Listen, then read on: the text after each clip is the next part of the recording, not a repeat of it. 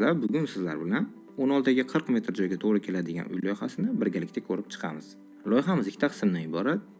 Ya'ni darvozaxonadan kirganda to'g'rida asosiy bino va darvozaxona yonida ota-onalar yashashlari uchun xonalar qilingan.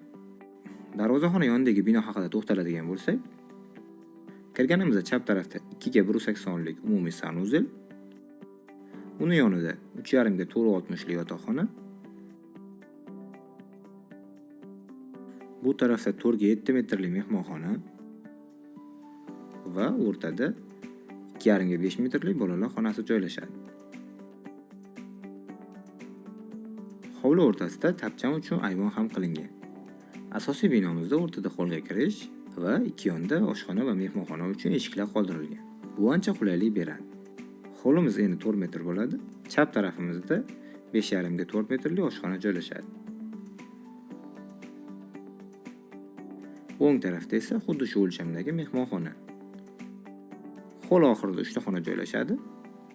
O'ng tarafda umumiy sanuzel xonasi, yonida dam olish xonasi, o'rtada bolalar xonasi va chekkada kattalar yotoqxonasi. Uni o'zida kiyinish xonasi va hammomi bor.